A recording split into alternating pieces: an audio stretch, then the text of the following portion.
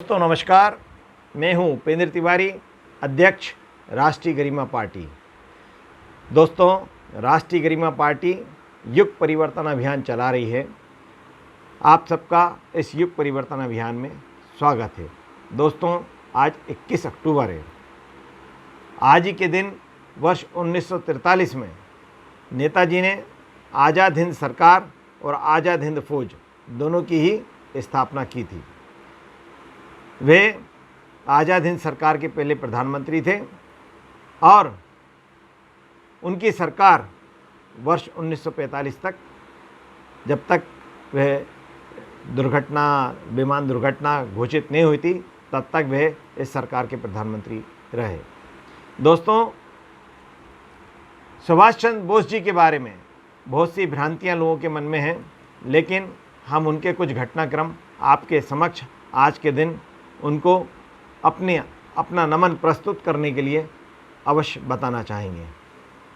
दोस्तों, वर्ष 1939 का समय था जब वह कांग्रेस के अध्यक्ष बने थे।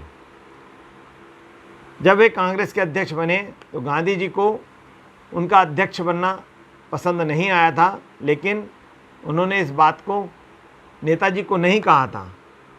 यह अभिव्यक्ति थी, जब गांधी जी की यह अभिव्यक्ति नेताजी को पता चली तो नेताजी ने स्वेच्छा से कांग्रेस से इस्तीफा दिया और अपने अध्यक्ष पद से भी इस्तीफा दिया। उनसे ये इस्तीफा किसी ने मांगा नहीं था, लेकिन केवल गांधी जी की इच्छा के चलते उन्होंने अपनी स्वेच्छा से इस्तीफा दिया। जब उन्होंने इस्तीफा देने का केवल एक कारण था कि उनको ऐसा लगा कि जो कांग्रेस के वरिष्ठ नेता हैं वे शायद उनके काम में सहयोग नहीं करेंगे और उनको काम करने में दिक्कत आएगी। इस बात से दुखी होकर उन्होंने इस्तीफा दिया। उसके बाद जितने भी युवा थे वे नेताजी के साथ चले गए और उन्होंने भी कांग्रेस से इस्तीफा दे दिया। नेताजी उस समय के युवाओं को राजनीति से दूर नहीं करना चाहते थे, इसलिए उन्होंने फॉरवर्ड ब्लॉक की स्थापना की और फॉरवर्ड ब्लॉक की स्थापना करके कांग्रेस के साथ साथ अपना ही एक संगठन खड़ा कर लिया। नेताजी जब कांग्रेस से अलग हुए तो अंग्रेज़ों ने नेताजी को गिरफ्तार कर लिया और जेल में डाल दिया। जेल में उनकी हालात ख़राब हो गए, वे काफ़ी बीमार रहने लगे, शरीर उनका पूरा टूट गया। वर्ष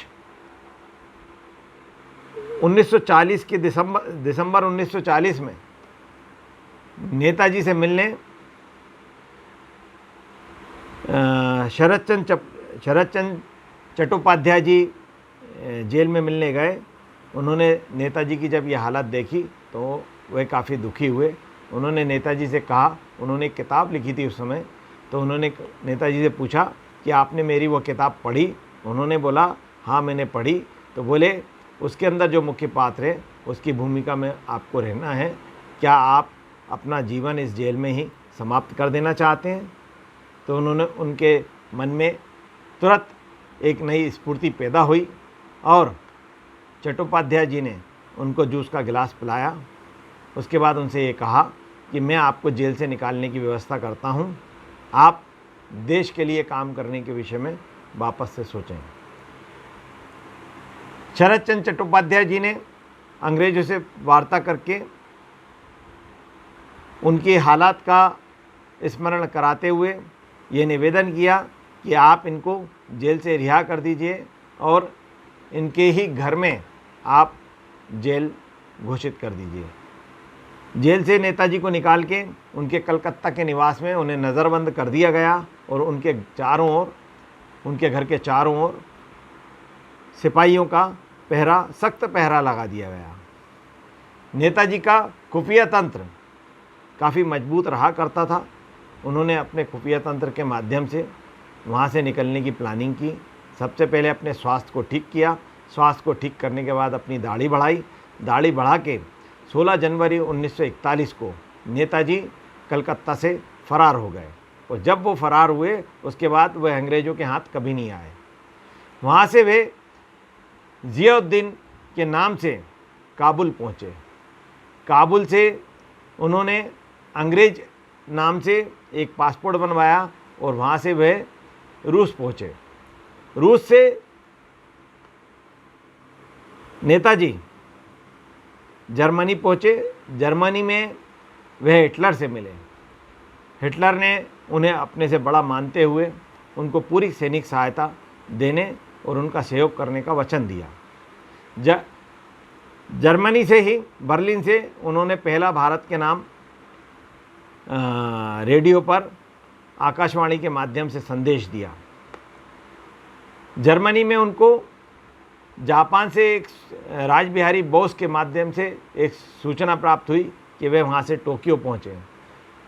नेताजी जर्मनी से जापान टोक्यो पहुँचे। टोक्यो में जापान के जो जनरल थे, जनरल तोजो ने उनका वहाँ भव्य स्वागत किया।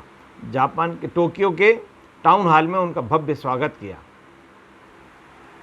जापान में उनको पूरी सैनिक सहायता देने का वचन दिया गया, सहयोग करने का वचन दिया गया।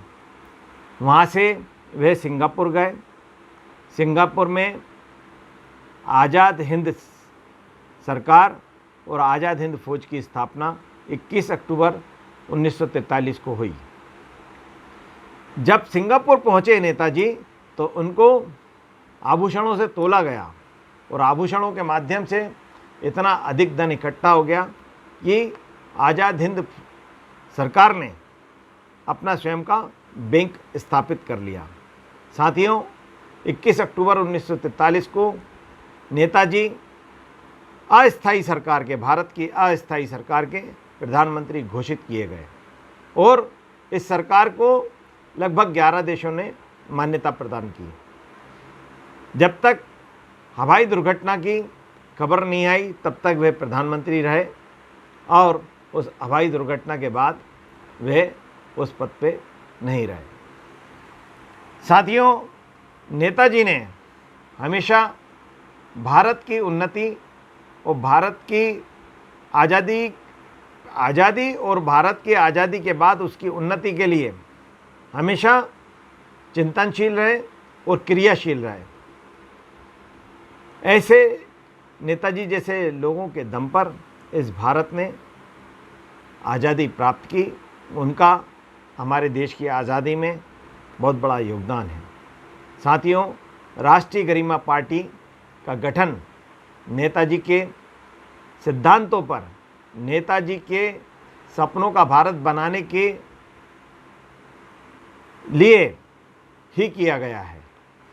राष्ट्रीय गरिमा पार्टी नेताजी के सपनों का भारत बनाना चाहती है और जैसे आज़ाद हिंद फौज के पास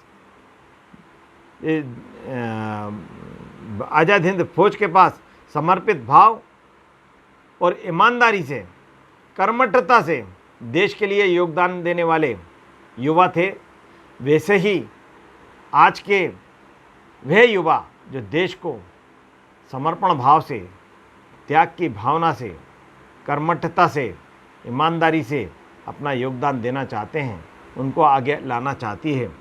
उस देश का एक अच्छा निर्माण, दुनिया के सामने मजबूत शक्तिशाली देश के रूप में इस देश को खड़ा करने के लिए ऐसे युवाओं का सहयोग लेना चाहती है, जिससे ये देश तेज़ी से विश्व के शिखर पर अपनी पताका फहराता हुआ नजर आए।